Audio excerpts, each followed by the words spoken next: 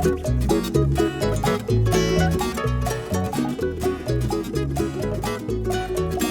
everybody, you're listening to the Hisessions Hawaii podcast where we talk about everything local and beyond. I'm John Yamasato, your host, and joining me today is Mr. Kyle Shimabukuro. How's it? And Devon Nekoba. Howdy. Before we begin, let me remind our listeners of all the ways they can stay in touch with the show. Man, I feel like it's been a while since we've done this. It's been, what, 2 weeks? A couple weeks, yeah. There's Facebook, Instagram, and Twitter, all at Hisessions. You can go to SoundCloud, YouTube, Apple Podcasts, listen to the podcast. Finally, you can email us at hisessions@yahoo.com. If you'd like to get more involved with the show, you can go to our Patreon, patreon.com, Patreon. We'd like to thank our new patron, Mr. Craig from California. Thank you, Mr. Thanks, Craig, for tuning in. Thank you. Appreciate it. You can go Sorry, you joined and then 2 weeks we were gone. I know. But he got his shirt, though. Okay, Yeah. So there you so go. he's good. He's good. It all works out, man. Yeah. Thank you to Kupu Kupu Landscaping, Landscape Architects. You can call Kevin Yokomura, 808-722-8685 for a free estimate. You can go to kupukupulandscaping.com. He's actually going to be doing some work here at the studio. We have to trim a bunch of trees outside. Oh. So that's coming up. Fort Ruger Market, Rugerlicious this week. It's been a couple weeks since I've had a poke bowl, so... How was it? Oh, it was great. Like, Right. I ate everything. Yeah. So it's all good. You can find Devon, Kumu 94.7, or Kyle at highlifeclothing.com. Today's going to be a different type of show. Yeah. It's an interesting show today. Yeah. Oh, and by the way, don't forget to rate us on iTunes, please. 5 stars. Yeah, 5 stars. Thank you. Even if we don't deserve it. Yeah. Yeah. We don't care. We're not too proud to beg. That's right.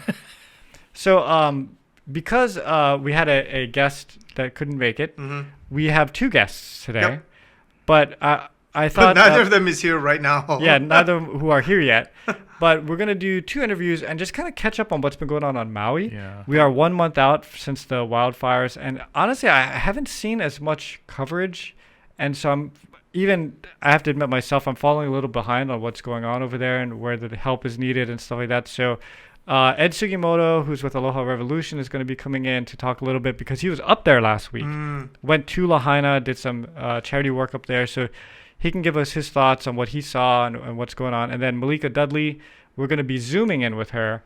She's on Maui and has been one of the people who've been trying to coordinate, at least on social media, all of the information and whatnot. So get some insights from both of them. I think it'll be helpful to just kind of check in because it's been so long. Mm-hmm. And you guys been to a bunch of fundraising concerts recently. Yeah, so Devon and I've been doing those kind of things.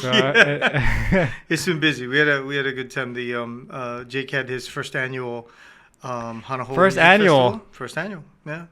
So What? wait, who told you first annual? Because when I talked to his manager, they were like, yeah. First, What? well, it's just a lot of work, you know? Well, it was a lot of work. You mean there might not be a second annual? Well, I think it went well enough that I think they're probably doing it yeah, again. they should. That was a great concert. Oh, yeah. Yeah. It was amazing. And I think 2 very different styles, right? I mean, the feels of the... Oh, of the different concerts. the days Yeah, were sure. different. Yeah. So that I think was nice because people got a nice range of music, which is, I think, what Jake wanted to do. Do you think a lot of the people who came bought 2 nights or came on a certain night? Yeah, there were people that responded, that sent me messages, and they were like, "Oh, I bought tickets for both nights. It's so awesome." Oh, right on. Yeah, so that was really cool. And I've always wanted to see more of these kind of concerts in Hawaii because, you know, like these festival type concerts are great because you see artists that you like, but you also get exposed to music that maybe you never heard of before, but you might end up liking, you know? Like Keiko Matsui, who closed the second night, was fantastic. Yeah. She's fantastic, and she had pulled in Noel and stuff to play drums. Oh, and What kind of bass music for- does she play? It's kind of jazzy, new agey, kind of all over the place. And where is she It's from? like fusion. She's from Japan. Is But she she's touring? been playing. Yeah, she tours. She comes to Hawaii actually once a year to play at the Blue Note. Oh. Fantastic lady, just writes amazing music, and she'd actually never played with Jake until that show. Oh, Wow. I played live with him. So, and the 2 of them just fit in so well. But I mean, Jake's so good at sort of Yeah, he can morphing kinda to just- whatever is there, to whatever people are doing. And Was there any part of this? Well, obviously, I saw Mick Fleetwood just jump on stage Yeah. and rehearse and jam, which is always nice to see. yeah. Was there any other things that you saw where things just kind of organically happened and was like ad lib?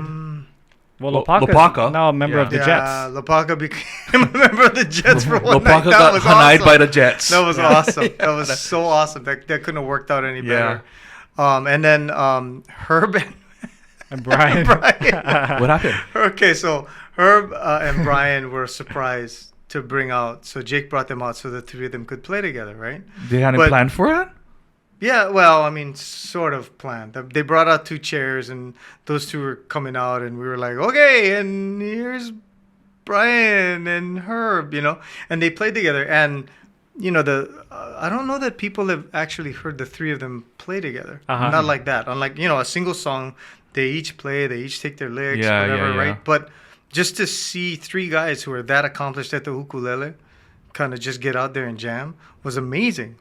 But Jake was the only one with a microphone, like a speaking microphone. And so you'd hear Brian Herb doesn't talk. So he wasn't saying anything, but he was shaking his head and laughing and stuff. And Brian's like yelling stuff out into the audience. Like what? Just like, we hit Tuiro. Just stuff like that. It was really, really funny. But the audience couldn't hear it. And people sitting at home, watching it on the stream, it's not like they could hear it. So the ukuleles wasn't. I just heard mic'd. Ed. I just heard Ed come in. So I ran and grabbed a microphone. Yeah. So I run to get a microphone. I I'm gonna hand go it get to it. Brian so that Brian can talk, and the microphone isn't on. Oh, I saw that. Yeah, and Yeah. he kept trying to talk, and the microphone wasn't on, and it was too funny. It was too funny. But that's what makes these concerts fun.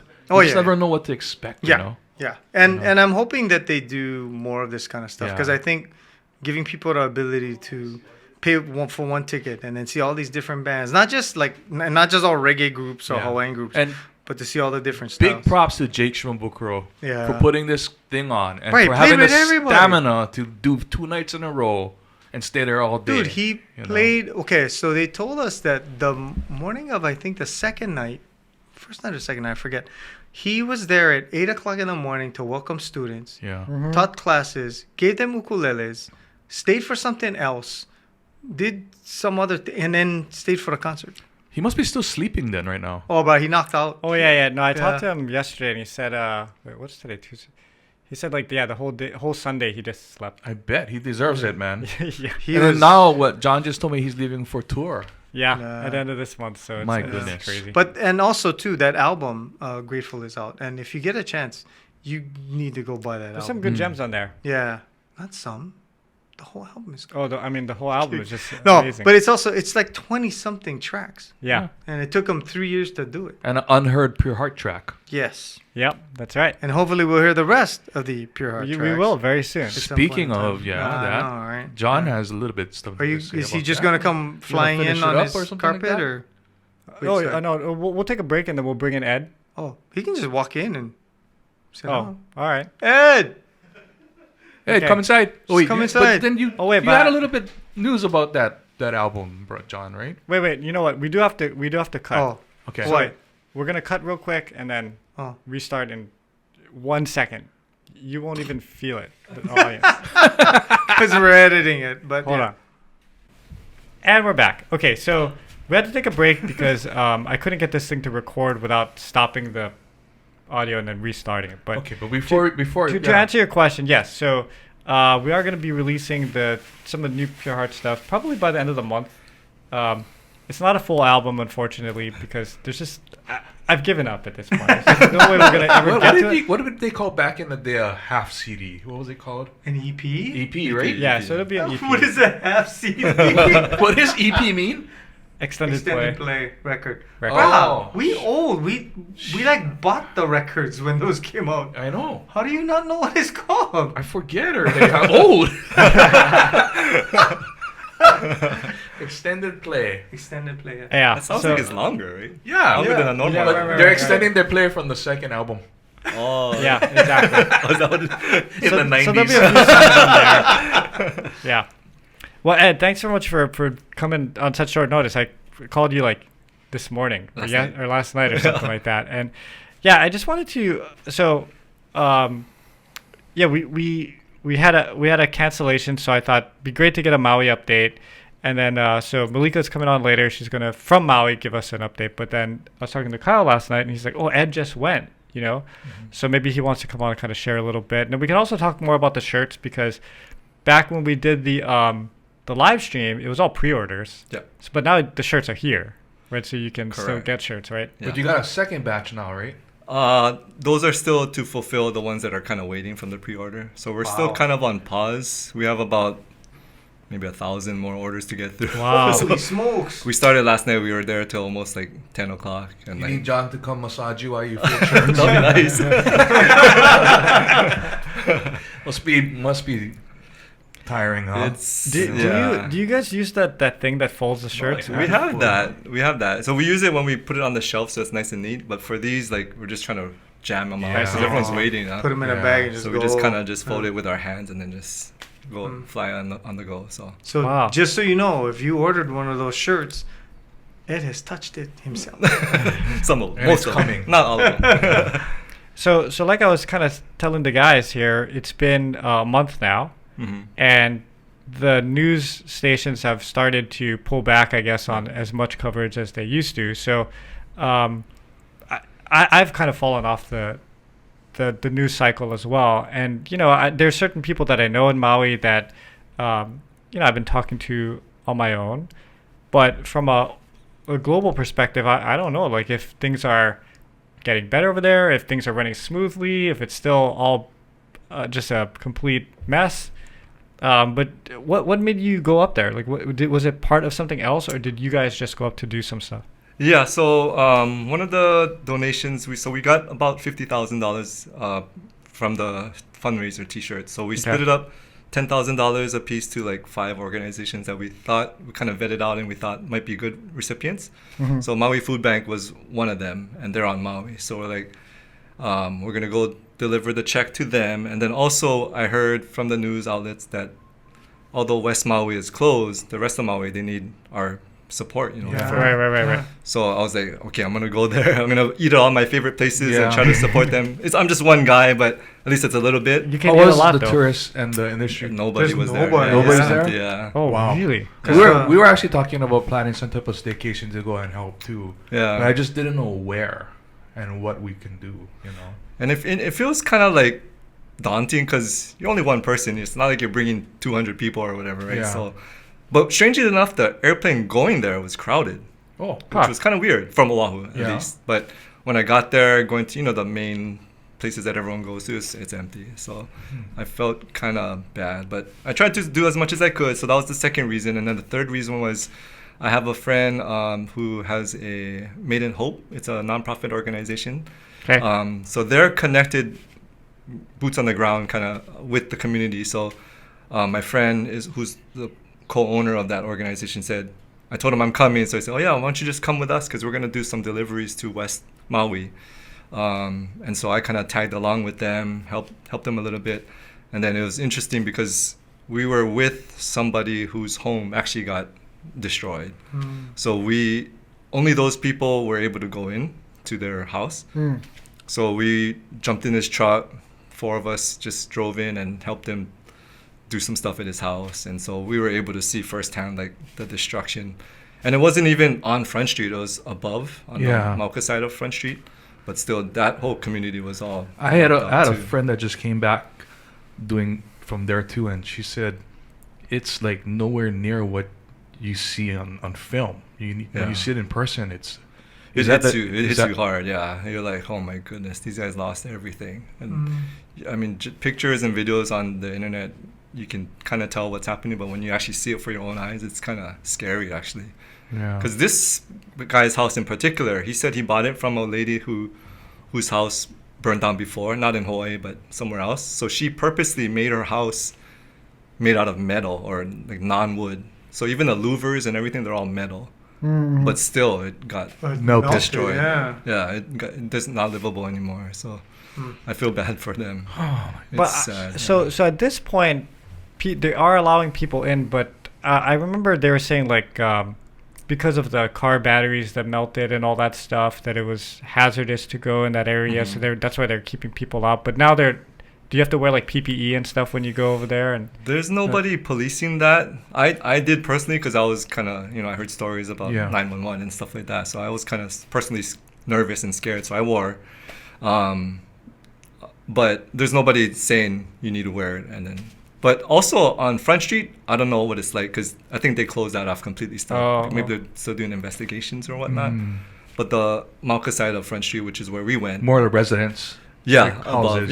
The residents. Because that fence they put up, that's still there? Yeah, and then there's like people guarding it at each, so Yeah. you can't even like try to take that turn. Yeah. Wow. Huh.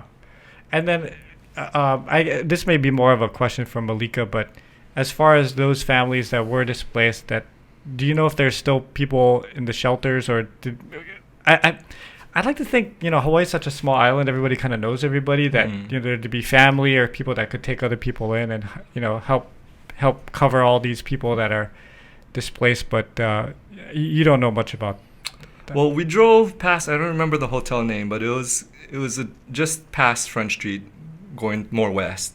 There was a property there that my friend had us drive through and said there's still people staying there. So we kind of saw people outside cruising around, but I also heard stories where, families, of course, taking this guy who lived kind of high up. His brother and his pregnant wife lost their house, so now he's staying with those guys up at their house. So.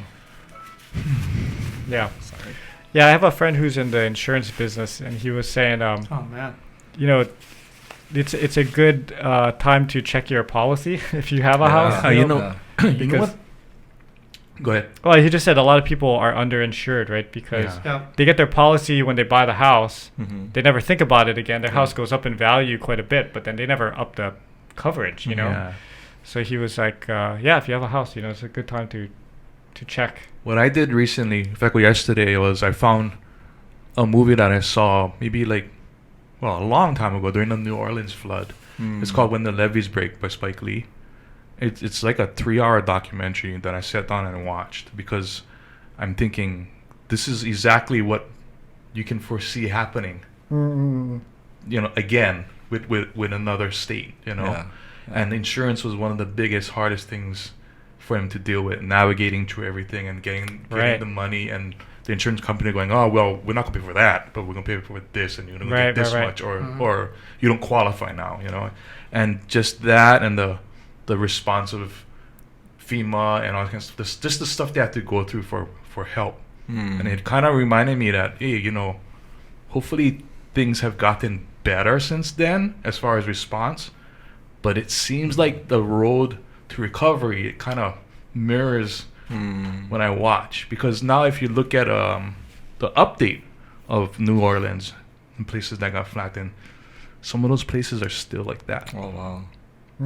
So, I don't know what we can do to help move this along, and get it going so people can get back their lives and get back on track, Well, one of the things that Ed is doing is the shirts. Yeah.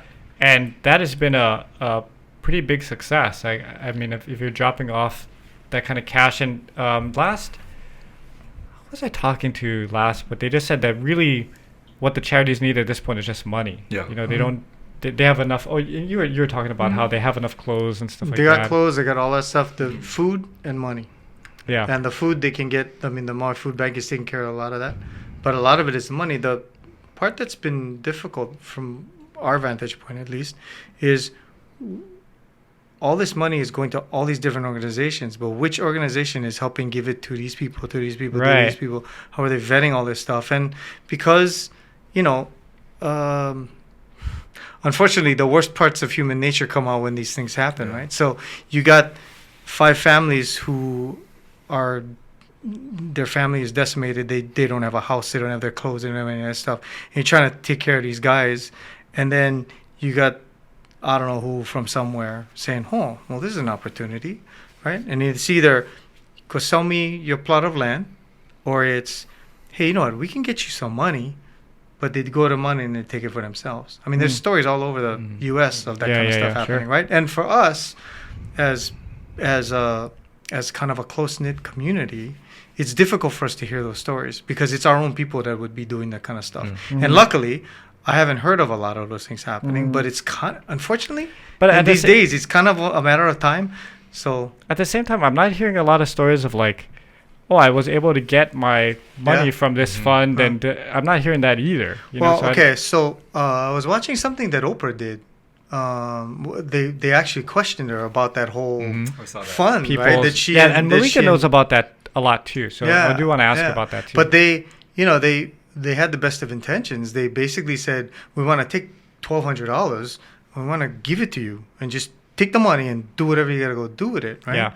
But they got so much flack from so many people about, how come you guys not put more money? Oh, how come you guys not doing that stuff? And it became a thing where she's super sad about the fact that she put this thing together. And I'm like, it really was a very positive thing that they were trying to do. But instead of, I don't know, trying to make the most of it, it became this really negative drive. And it's hard. It's hard to resist that because the thing, there's so many things that need to be fixed. In retrospect, now that I'm thinking back on it, because I saw everybody was posting the post, right? Her and The Rock doing this stuff, and I went and I looked and I saw that they had made a committee of like Kaylee Eway was on that committee and stuff. So they had a bunch of the local people to come in and how are we going to do this and stuff. But maybe they should have been more show that more up because you had to kind of look for it, that those people were involved too. It wasn't just like Rock and Oprah did it. Well, she also mentioned too in the interview that Ed and I saw the idea isn't technically from them. It's actually from Dolly Parton because in the Appalachians, I think there was like a big accident and a whole bunch of people lost homes and all this kind of stuff. And Dolly Parton put seed money in and said, here, I want to just get money to people. So she put the seed money in and they took that idea and they said, oh, that works. Because when she put that together, it put the money, like, we vet you. Once we vet you, here's the money. And I think she said in that interview, they've cleared like 45 people, I think. 2,200. Is it 20? Yeah. Oh, shoot. That's even, like, it's 2,200 people. So that money, $1,200 is going to go to 2,200 people. Just go, just use it. And that's essentially what, to my understanding, is what the Maui people need right now. Because they gotta buy a car. They gotta. Well, and it's not only the people who suffered that now. It's the entire state and the island right now is suffering. So how can we? Well, then there's the infrastructure stuff because now they gotta rebuild the water. The water table and all that. What did you see there, Ed, that we don't know? What did you see there that people haven't gone and physically checked out that don't know? I mean, as far as the first thing I mentioned was the supporting the rest of Maui. I think I was trying to see if I could maybe talk to, because I know the family of the Samsatos and some other people. I was trying to see if I could get them to talk to me, maybe a video, please come and support us kind of thing. But he's kind of shy. So I mean, I think they're not saying enough as far as, we need more people to come and support us. But other than that, I think it's just the Restaurant Matsu. Your favorite place, fried chicken. I feel a calling. Oh yeah, for some fried chicken. Should all go together. Yeah. There you go. You guys want to go do a staycation maybe? Take our session. Yeah, maybe. Let's see. What is it? September? Oh yeah. Maybe do a High Sessions podcast on Maui. That would be kind of cool. Yeah. But I'm wondering how that gets out because there was so much outpouring of don't come to Maui. They're trying to get it worked out. They're trying to get it worked out. And it was all famous people saying that. Yeah. But then you had actual people, boots on the ground, who live on Maui going, brah, I get friends losing jobs because you guys aren't coming. So just keep coming. But then it runs into that thing of, people saying, oh, yeah, but I see these tourists over here on a beach and they're cruising and doing all this stuff. And you go, oh no. How do you balance I have a that? hard time saying staycation.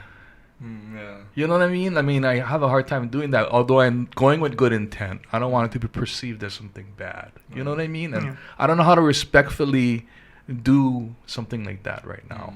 Well, maybe go. Well, I mean, just when you go, just go to Sam Sato's and restaurant. Don't you don't have to stop by or eat at chain restaurants for now. I mean, I'm not completely dissing on chain restaurants. I love my Outback Steakhouse. I mean, do what you can but to that's the support thing, right? family But I guess locals work at chain locals work at. too, I mean, so. all the local people work at these restaurants. The local people are the ones who are losing their jobs because people aren't going there. The hotels are having a hard time filling beds, right? Yeah. So it's like. You guys mentioned what else did I see? I forgot that I saw trailers just sitting on the side of the road. FEMA. It just said like Matin or some other. It's just like containers, I guess. Oh, containers. Yeah, and then from what they're telling me is that's all like non-food, like clothing and things like that. So it's sitting there and not being used, kind of thing. So like you guys mentioned earlier, I think money and the food are probably the biggest things that they need right now. Yeah.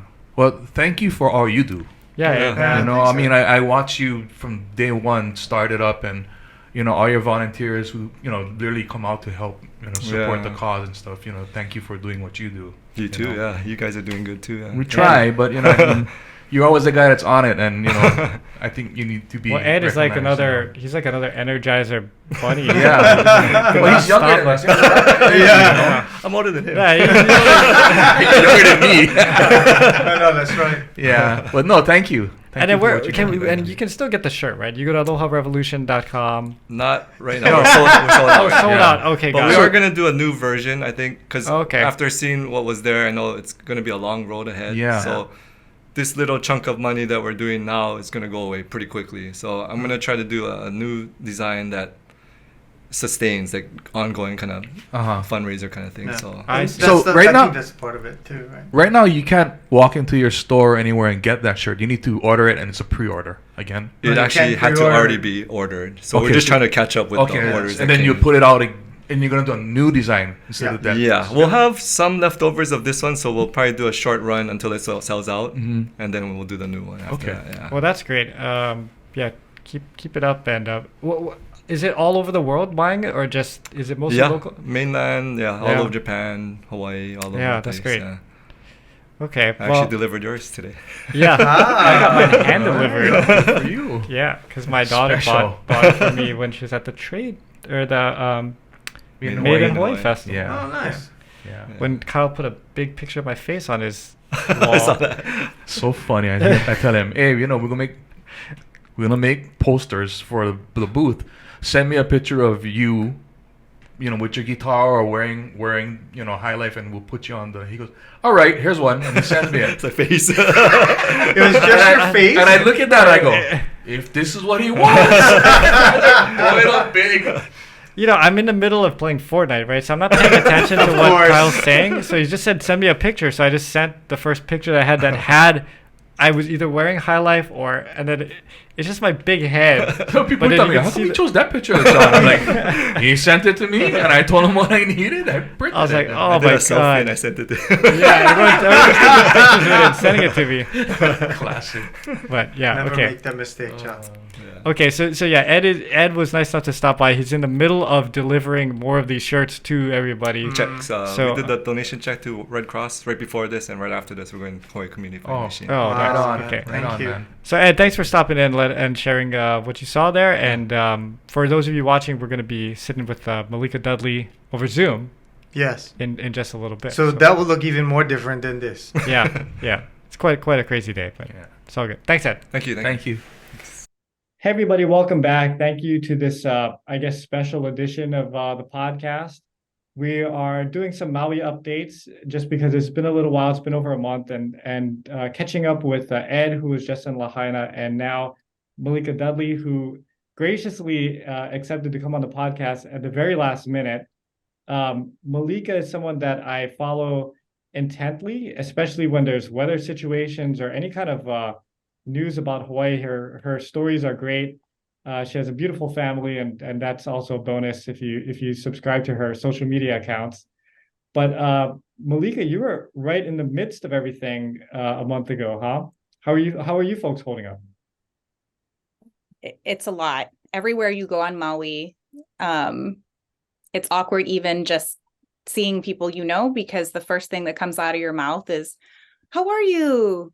Right. And that's just a really awkward question If we want to rewind to August 8th, I suppose, or 9th, because it was that Monday night, Tuesday morning, around 1 a.m. Well, okay, let's rewind even more. Sunday, I was on the air for KITV, and I was doing weather updates. And so at that point, we knew that there was going to be the threat for fire weather, that if a fire sparked, it would spread very, very quickly, and that we were expecting winds that were stronger than we've ever had for red flag warning is what it's called. So I definitely was on the air talking about that. Having said that, we're used to fires popping up during red flag weather, and generally the fires, maybe they do get a little bit close to homes, but in the past, the last 10 years that I've lived here on Maui, I moved from the Big Island where I'm from. We've never had anything like what we experienced. So you only know what you know. And it was like, okay, well, people just be careful, like when you barbecue or whatever, but also know that when there's really high winds, power lines can go down. And so if power lines go down, like just use your, logic to know that like this could happen.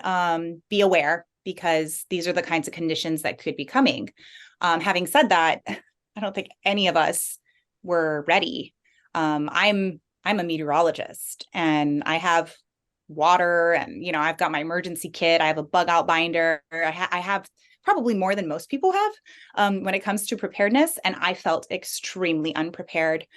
My family was in the very first evacuation order. So at 1 a.m., that just gave me chicken skin.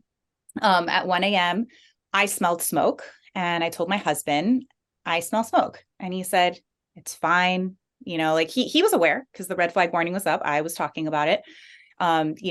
He just assumed like it's far away. The wind is bringing that smoke smell into our house. We're fine. 1:30 again, my baby's not sleeping through the night. Caveat here. So we're extremely tired, and sleep is very important. And my husband is like, girl, go to sleep. The baby's sleeping, go to sleep. So 1:30 rolls around, and I'm like, are you sure? I feel like something's on fire in the house. You have to go check. So he gets out of bed, goes downstairs, goes outside. And again, the winds were gnarly. So we are on 2 acres here up in Kula 200. And like there were branches snapping. These are not little branches. These are like ginormous, like tree trunk type branches snapping off of our trees. So it felt like a hurricane, at that point. And he like thought about maybe I should take this tent down because we have like a little carport thing. And he was like, oh, I'll just do it tomorrow morning. But like, just to tell you how strong the winds were, like that was a thought of his as he went outside, but he didn't see anything. Right. So he was like, okay, well, it smells like smoke, but it's probably far away. 2:00 rolls around. I still can't sleep. And I'm like, honey, none of our smoke alarms are even plugged in. Like if this was unsafe, we wouldn't even know. This is a problem. You're fixing this tomorrow. Like I'm starting to get like super upset. And he's like, okay, I will just sleep. Another half hour goes by, and I wake him up again, and I'm like, I feel unsafe. I feel like Lala and we are upstairs, and like air rises, right? And I'm like, I feel like the two of us, the baby and this is not feeling healthy. And he's like, oh, it's fine. Go to sleep. 3:00 rolls around, and he gets a phone call from our neighbor. The neighbor had tried to call me. He called 3 times. My phone does not have him as an emergency contact. This is something that I'm going to change. I think everybody should change that you have your neighbors on your emergency contact list, because my phone did not ring. Fortunately, my husband has our neighbor's phone as an emergency contact. So it did go through on the 3rd ring, and he said, get out of your house now. And I was like, I told you, like, what the heck? We've been here for 2 hours while I'm telling you something is wrong. Something is wrong. So now we're like, woman's intuition. I tell you. Yes. We're like panicked. I have 3 children. I have a 10-year-old, a 7-year-old, and a baby who's almost 1. We also had one of my best friend's daughters visiting us from France. So I have a 15-year-old who is not mine. Like, I am responsible for this child. Oh, so I go downstairs and I tell her, you need to get up. There's a fire. We need to leave the house. Grab anything that's important to you. And we grab the kids. I don't even know what to grab. Like, I have my bug out binder, thank God. So that's like a binder that has copies of passports, birth certificates, all that kind of thing. Most of my important documents are in Wailuku at the bank. Remind me of that later so I can tell you what I did today. And so, I felt pretty good about my documents, but in the moment, I went blank. Like, I did not know what to grab. I did not know how much time I had. It was just like all these things are going through your mind. You're like, okay, well, our lives are definitely the most important, but how far is the fire? So I can kind of understand, like the mindset also in Lahaina where people were thinking the same things, right? Like, okay, well, should someone stay and wet down the grass and wet down the roof? And, like there's all these other things that you're thinking about, right? Like, you're not immediately going to, this is life or death, get out, right? You're like, okay, so what do I do right now? And I couldn't even think of what to grab. Fortunately, my bag was already packed. We had been on Kauai for the weekend with like all my equipment for KITV. So I literally grabbed the KITV shirt, threw it in, threw like underwear, closed the door, closed the bag, like had my husband take it out, grabbed the kids, jumped into the car. And I did not think about like hard drives, photos, heirloom items. I just dropped off my wedding dress. I did a 10-year vow renewal just a couple of weeks, like a month ago. No, more than that. Time is weird right now. A couple months ago. And I just dropped off my dress to the dry cleaner. And I was like, oh my God, my wedding gown would have gone up in flames if my house went up in flames. I never even would have thought of that as I was walking out. So we drive out, the sky is red. And the firefighters are right outside of our house, like maybe 50 yards on the road. And they are waiting because the winds are so high that they can't go and fight this fire. And they're in an area that is not accessible. So they basically told us, get out, because when push comes to shove, we're going to try to save the homes, but there's nothing we can do right now. So imagine like leaving your home and thinking, oh my God, we might never go back. And as we were leaving, there were at least 5 police cars in people's driveways. So they were going door to door telling people, trying to wake people up. Yeah. Yeah. So that's how it all started for me. Wow. And it's been a crazy month. I know that because I've been following your Pause. Baby woke up. I'll just bring her. Okay. Life of a mom, man. I know. Devon and I remember those days as well. Naps were great. And it's funny because you always had to like make the decision, do I nap at this time? Because that would be great. Or do I try to get things done at this time? Right? Whenever the baby would go down. Oh, so cute. Hi, baby. Oh. Okay, sorry. What were you saying? That was a good nap. No, so we got an update from Ed, and he was saying that really right now they want people to go to Maui, right, to kind of support the local businesses and stuff like that. But as far as other things that people can do to help, or what the situation is over there, maybe if you can give us an update, because like I was telling Devon, I feel like there's been a ton of fundraisers. I don't have any anecdotal evidence that the funds are getting to people. I mean, they may be, I don't know. It's just that, the news cycle goes on and you kind of lose touch of some of what's going on. So if there's anything you can update us on as far as, continue. I know that the food bank has been really good because they're just giving food to people and stuff like that. But, there's been a ton of stuff. There's been the People's Fund and there's been the Maui Strong and all that. And I can update you on the food bank for sure, because I'm a board member with them. Yeah. So what people don't really understand about the food bank is they are just that. They're a bank of food. And so the organizations go in and quote unquote shop. So they have the food, and then all these other organizations go to the food bank and they shop for their food for free. They get the food for free, obviously. And then they go and they make food for people, or we create boxes for people to pick up. There's also a backpack program where that's for the schools. So if there's any kids that are in the backpack program, they get to take home a backpack on the weekend to feed their family over the weekend. So, there's lots of different programs within the Maui Food Bank. The Maui Food Bank is kind of the umbrella. And then under that, all these organizations from across the island take advantage of getting food from the food bank to, whatever it runs the gamut. It could be food that's being served at a hub. It could be food that's being served at a church. So depending on if they're a partner organization with the food bank, and it's very easy to get on that list. So if anybody, was doing that, they should definitely reach out to the food bank in order to help supply them with food.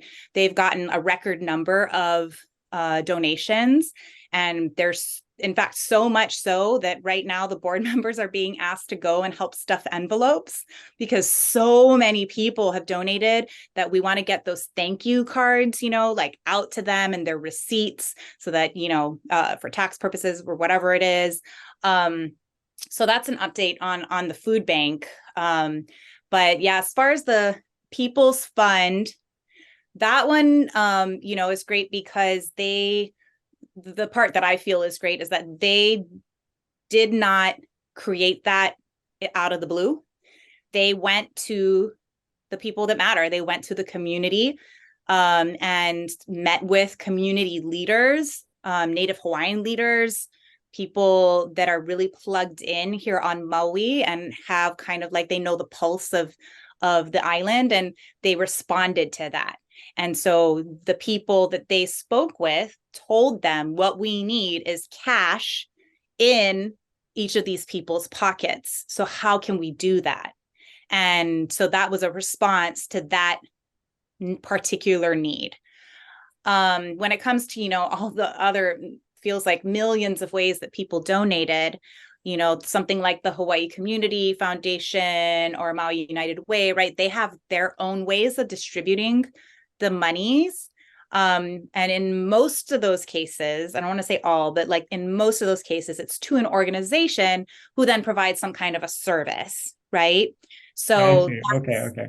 yeah, so that's why the Venmo page popped up, and the GoFundMe, Help Maui Rise is the GoFundMe Instagram, the Lahaina _Ohana _Venmo, and then the same for Kula are on Instagram. And so people can actually go and donate money directly to these families so that they have cash now. These families are in a precarious situation because some of them are in hotels, some of them are staying with friends or family, and the only income they have, because a lot of these people lost their jobs, lost their cars, lost their like they lost everything, right? Is whatever is being donated to them. And they're dealing with so much like mounds of paperwork, in addition to the mental toll, like the grief that has stricken just everyone who lives on Maui, and a problem that could become an even bigger problem. This is according to a friend of my dad. One of his really good friends is like a really notable psychologist. He works specifically with people right after disasters. And this comes directly from him, that, sometimes a much bigger problem is actually the people who didn't lose a family member or didn't lose everything. You've lost just a little bit of something, and so you feel not just survivor's guilt, but there's like all kinds of different feelings, that pop up that can be really, really detrimental to someone's mental health. And I feel it, I hear it just this morning, one of my really good friends, and the husband lost his job because of Lahaina, the fire. She is a jewelry designer, and they are being evicted from their home. 45 days. They just found out yesterday.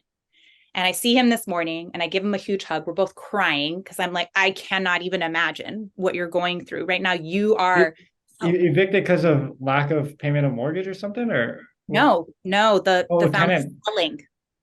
They're selling the house. They've been in that house for 10 years. I got it. Okay. But the owner is selling the house and now they have to leave, you know, and we're crying and he's like, but I'm okay. So many people have it worse off. And that is a true statement. But people need to know that their feelings are valid, you know, that like I'm like, no, you are going through something really hard right now and difficult. And all the while you are giving. And right now, more things are being taken away from you. And just because other people have it worse off does not mean that you don't have the right to feel like that's shitty, you know, like, no, feel that you got to move through it. And all of us need mental help. Like we need the mental health resources should be for all of us on Maui, maybe even statewide, right? Because it feels like it's even shorter than the 1 degree of separation that we know we have here in Hawaii. It's been difficult too, because I know the resources were already kind of spread thin with regards to mental health. People are they're having to go on wait lists to try to get to see somebody, you know, and then something like this happens and there's an immediacy of need that they just can't meet. And I don't know how that gets addressed. I mean, we need to figure out something so that, you know, they can get free access to BetterHelp or some, you know what I mean? Like some online thing. Definitely, there are a lot of resources out there right now, but I think it needs to be talked about because, again, the same thing is happening where people are like, well, okay, I know that resource is there, but someone needs it more than me. So I'm not going to do that right now. Right. So, you know, that's kind of that's kind of local style too, right? It's super local style. Yeah. Yep. So we got to talk about it. You know, we got to talk about it. We got to let people know that it's okay. You know, it's okay to, if you need help in whatever way, right? If you need help, it's okay to accept that help. And in fact, the people that are offering this help, that makes them feel better, right? Like it's good for their mental health for you to want help from them, you know? So, yeah. The other thing that Ed was talking about, I've heard this spoken about as well, is the need for people to frequent the other parts of the island that were not affected to try to keep those people in business, keep those people, right? I mean, making money because they still need to live there too. Somebody was saying, you know, if the whole island is out of work, then that benefits nobody. But by the way, Malika, I know you have your child there too. So if you got to go, don't worry, you know. This is me multitasking, normalized breastfeeding all the way. There you go. Right now. she did the excellent work with the camera move. I was like, time to feed baby. Baby woke up and is like, mommy, I'm hungry. Yeah, you know, you got to do what you got to do. No, it's important to talk about it. I haven't for a while now. I think initially, you know, that first 24 hours or so before Lahaina happened, I was on, you know, and even actually the day after, because it was like, okay, we have to, I know news cycles. I know them. I know that once it's out of the news cycle, then the help stops or it's like drastically reduced. So I knew like right now we got to ask for money. Don't send us donations. That's going to happen. We don't need you to send us donations. Money, you know? So, you know, hopefully it made a dent in the beginning, but since then, well, I got COVID. So it was like the universe is like, stop, slow down, you know? But yeah, since then, I haven't done any stories even for Channel 4 since it started. I just personally feel too close to it. And I don't want to interrupt people's like grief process or anything. And so I've made it known to, you know, just people that reach out to me, like, if I can help you, then I'm willing to look into, you know, doing a story or whatever. But like, I'm not out there like actively searching for stories, because it's a lot for my personal mental health. But I also feel, I don't know, it just doesn't feels icky to me right now. I don't know. Malika, go ahead, John. Go ahead, Kyle. You know, I had a weather question pre-fire. Mm. You know, it seemed like you guys were hit with a hurricane without winds. I mean, without rain. Like the wind was like hurricane force winds. Was it something that blindsided you guys, or were you guys prepared for that type of wind that came through? You know, the at least on Sunday, and I think as it got closer, the numbers were relatively accurate, because even on Sunday morning when I reported, they were reporting 60 plus mile per hour winds expected, or at least gusts, you know, expected. So yeah, but I don't think we as a community really understood what that would mean. Yeah. You know, or what that actually feels like. And, you know, that system passed more than 500 miles to the south of us. Huh. So there were no hurricane watches or warnings. We knew that we weren't going to get any rain. We knew that it was, you know, simply like this low pressure system to the south and high pressure to the north, and that pressure gradient is going to tighten. And when that pressure gradient tightens, that means really strong winds. So, and that's what ended up happening. I was just thinking, like, you know, like usually people board up their houses, or, you know, like tape the windows and stuff like that. Was that something that wasn't happening at that time because nobody really expected it to be that severe? I don't know why that didn't happen. I don't know if, you know, I should look back and see. I don't think anyone was prepared for this, you know? Yeah, but you would think that if you're expecting winds that high, that those would be some of the recommendations. You know, I know for sure on Sunday when I was reporting, I was like, okay, well, make sure if you have anything that can go airborne, you know, that you bring that stuff indoors, like, just be prepared for high winds and for power outages, because power lines will probably go down, just like trees, you know, roadblocks. Like if you don't need to go anywhere, I wouldn't go anywhere. Just like stick to home, right? Like those are kind of the recommendations that you would give when there's high winds. I mean, for sure, I wouldn't have planned to drive out to Lahaina that day, you know, because that's something that we would do, you know, normally you would be like, okay, is there something going on that could close that road? Then I'm not going that way, because then I know that I could get stuck there, or, you know, vice versa, right? So those are all kind of like normal thoughts that you would have, but no one could have known just how terrible that situation would have gotten and how quickly it got out of hand and spread.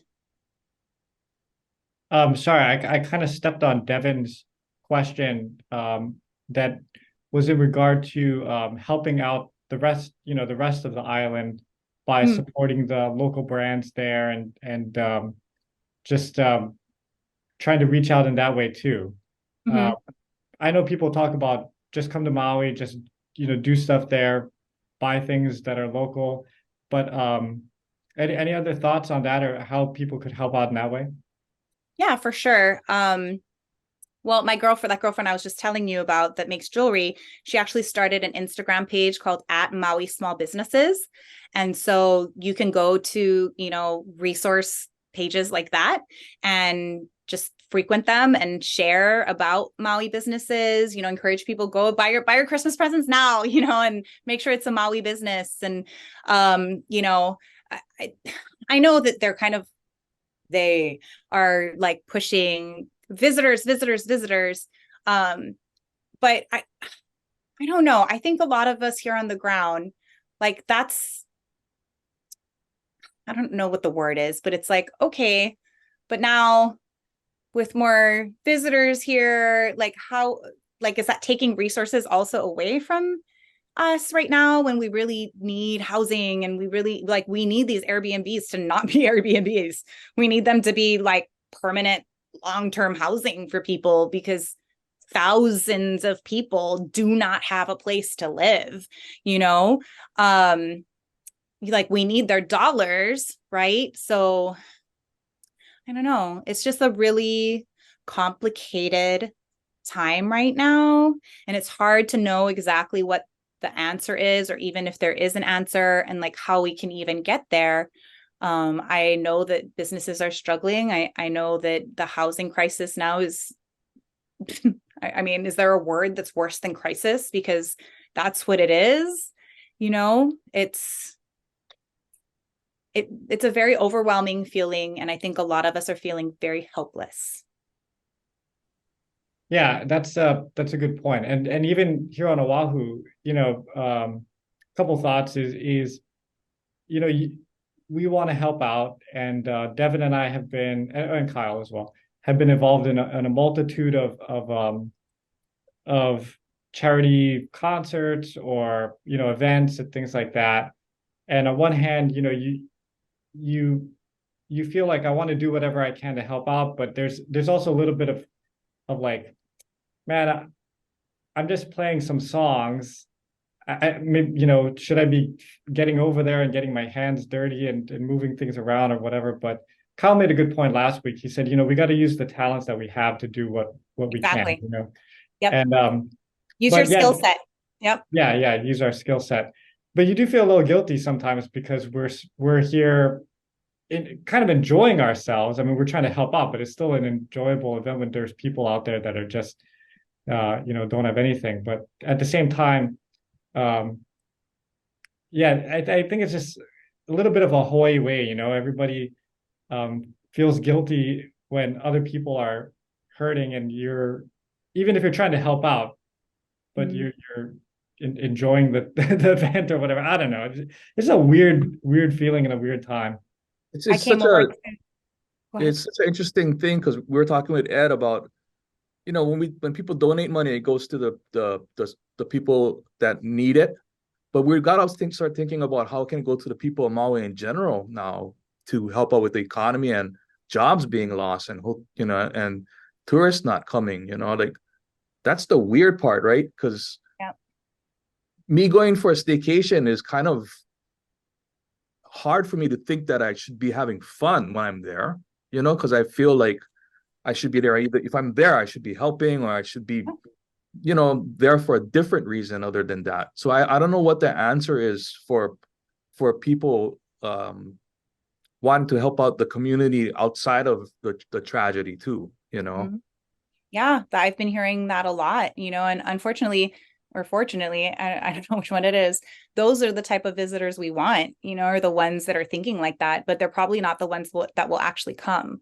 Right. Yeah. And so that makes it even more complicated, that like the visitors that come, are they the ones that really don't care, you know, and that's why they're coming. They're like, oh, well, it was the other side of the island. I'm just going to go and have my vacation in Kihei. And, you know, but, you know, what we really need are the visitors that are like super conscious and culturally, you know, like ma'a to the situation, and want to come and spend some of their vacation helping boots on the ground wherever they can, and really intentionally spending their money, not going to Walmart, you know, or Target, but going to small businesses and spending that extra $3-4 for whatever it is that they need to buy local, so that it continues to stick around in our economy here locally.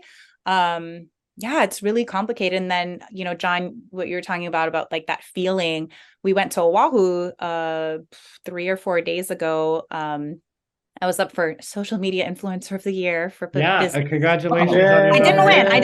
I didn't win. I know. But just to be nominated. Just happy to be nominated. Yeah. Thank you. I appreciate Won. it.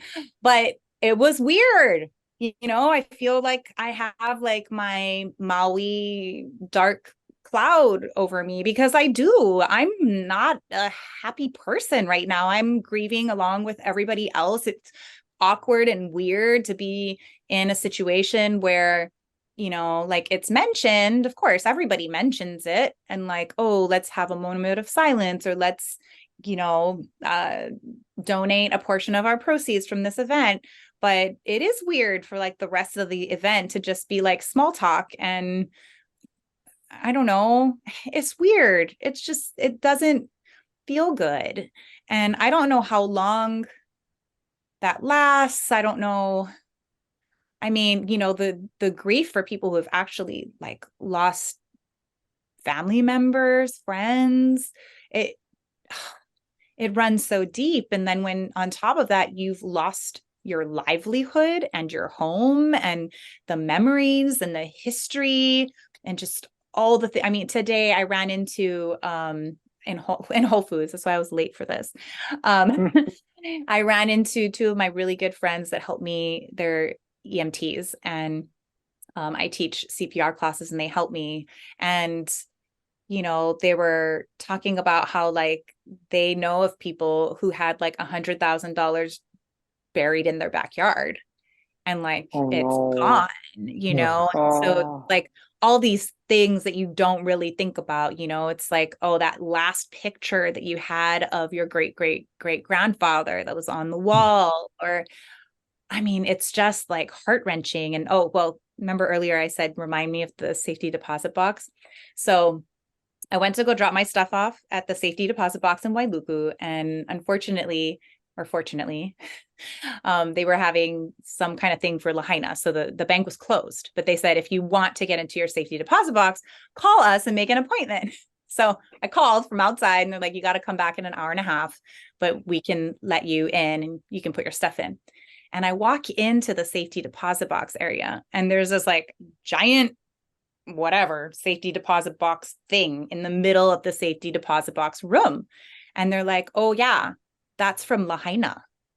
Did that just give you chicken skin? The only thing that made it at First Hawaiian Bank in Lahaina out of the fire was the safety deposit boxes. Wow. They were right there. I mean, there was literally debris on the ground from when they had dropped it there in the middle of that room. And my girlfriend, she has a shop just right down the street. And so someone was in there earlier that day and said, I'm going to FHB because they have my safety deposit box, and it's the only thing I have left. Huh. I mean, yeah, those are fire rated, man, right? Those safety I deposit. mean, well, the firefighter I saw also at Whole Foods, he said that like the vaults went up, like a lot of the vaults went up in flames. Oh, geez. Nothing left. So this particular bank of safety deposit box is like made it through. And yeah, it was just like a full-on chicken skin moment, Heavy. Yeah. Well, Malika, again, you're a trooper for doing this. I know I caught you totally off guard, but thanks for checking in with us and telling your story. I think, yeah, a lot of people don't know of that firsthand account, and how crazy it was. And so, if it's possible, can we just keep in touch? I don't want to let it drift away like a lot of other news stories do, just kind of keep reminding people that people are still there. We still have to donate. We still have to keep supporting that community, because it's going to be a long time. And if we don't keep talking about it, then it becomes one of those like, oh, you remember, last year, but in the meantime, people are living lives, they gotta survive. So yeah. Okay, so we'll check it back in with you. I'm glad you're okay. Please give my best to the family, and keep up the good work on social media. We'll all be following you and getting the news updates and stuff. Thanks, Thank Malika. you. Take care. Thank you very much. Oh, bye, baby. Bye Yeah, bye. now she's sleeping. Go back Oh, to no. sleep now. Bye-bye. Oh, no, she's awake. She's awake. Okay, have a good one. Thanks. Okay. Bye, guys. Aloha. Bye.